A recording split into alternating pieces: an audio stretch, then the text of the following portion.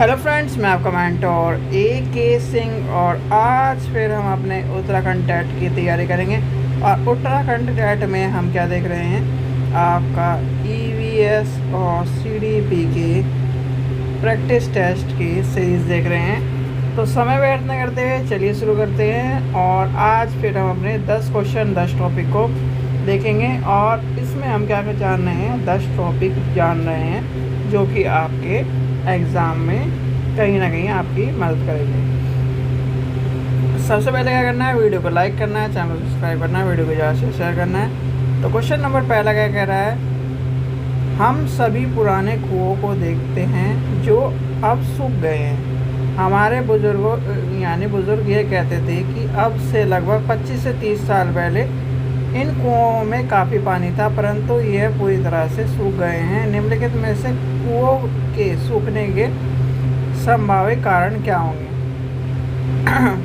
जिन झीलों या तालाबों में वर्षा का पानी इकट्ठा होता था अब वह नहीं रही, यानी पेड़ों, कुएं और आसपास के क्षेत्रों में ज़मीन और सीमेंट से ढक गए हैं।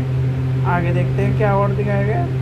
कुएं के कई उपयोग नहीं है करता क्योंकि घर में कहीं ना कहीं आपके क्या हो गए हैं, टोटियाँ आ गई हैं। भूगत पानी की खींचने के लिए कई विद्युत मोटर पंप लगाए गए हैं। तो ये कहीं ना कहीं बात आ गई, ये भी आता है। और आपका इसे छोड़कर, टोटी को छोड़कर ये आपके तीनों हो जाएंगे, ऑप्शन नंबर 1। क्वेश्चन नंबर 2 देखते हैं। पर्यावरण अध्ययन के संकल्पनाओं और मुद्दों को विज्ञान और सामाजिक विज्ञान के विषय के रूप में नहीं रखा गया है क्योंकि ये क्या है, इसका क्या हो जाएगा, इस आयु के वर्ग के बच्चों को विशेष यानी परिवेश को समग्र रूप से देखना होता है। क्या होता है, दिखाते हैं कहीं ना कहीं। जैसे आपका क्या साइंस भी और उसके क्या SST भी, सारी चीज़ें एक साथ मिलाकर दिखाई जाती है।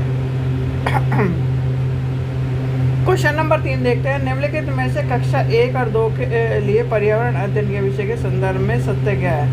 भाई जब पर्यावरण अध्ययन होता है उसे क्या है, कहानी, मैथ्स में और उस जगह शामिल करें, यानी कि आपके एक ही विषय के रूप में आसानी नहीं, ये नहीं होगा।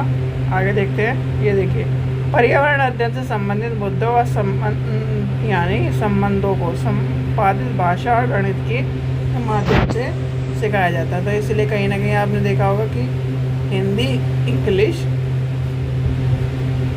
और मैथ की आपको किताब मिलेगी तो बच्चों की देखने के लिए, और किसी की किताब नहीं मिलेगी। क्वेश्चन नंबर 4 देखते हैं। क्वेश्चन नंबर 4 क्या है, पाठ यानी पर्यावरण अध्ययन के पाठ्यक्रम में उप विषयों के स्थान पर थीम का यानी प्रस्तावित किया गया है क्योंकि बच्चों के परिवेशीय बोध का वृद्धि करने के लिए, यानी कि ऑप्शन नंबर 3 आ जाएगा इसका आपका आंसर।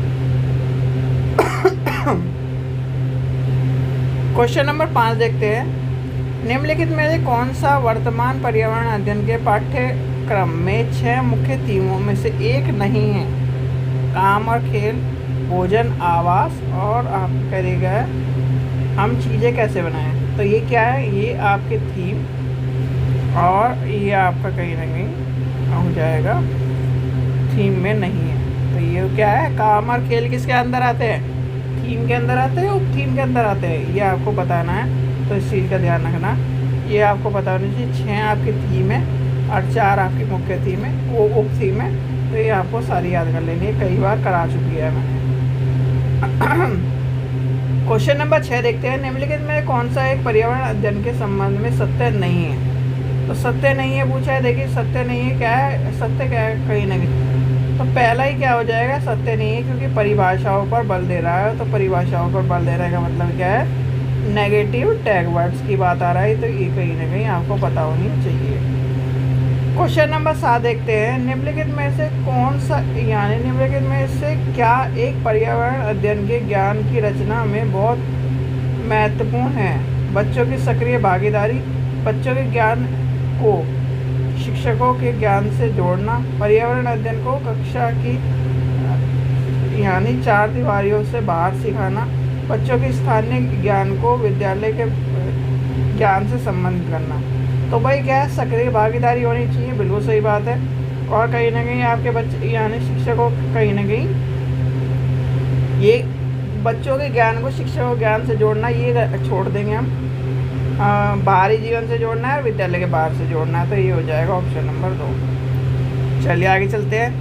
क्वेश्चन नंबर 8 देखते हैं। पर्यावरण अध्ययन में बच्चों को जोड़ने की सबसे प्रभावशाली युक्ति है, तो उनका क्या है, किस्से कहानी। यानी कहानी क्या है, बच्चे क्या है कहानी की से ज़्यादा सीखते हैं, कहानी की दुनियाओं में घूमते रहते हैं, परियों की कहानी, क्योंकि वे कल्पनाशील होते हैं, तो इसलिए कहीं ना कहीं आपका ऑप्शन नंबर 2 हो जाएगा।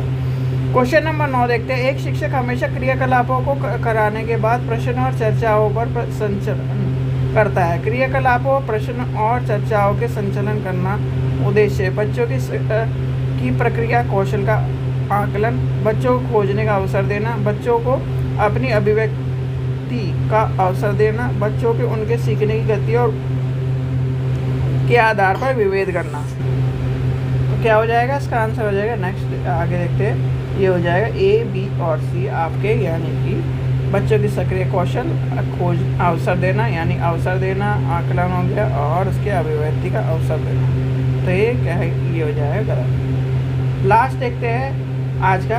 पर्यावरण अध्ययन में बच्चों के पाठ्य पुस्तक और शिक्षकों के अलावा अन्य स्रोतों के मदद लेने के लिए प्रोत्साहन करना चाहिए। पर्यावरण अध्ययन के सीखने के लिए पाठ्य पुस्तक और शिक्षकों के स्रोत नहीं है।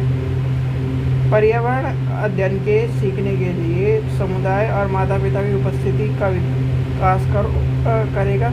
यह शिक्षकों को बच्चे के पृष्ठभूमि को जानने का अवसर देगा।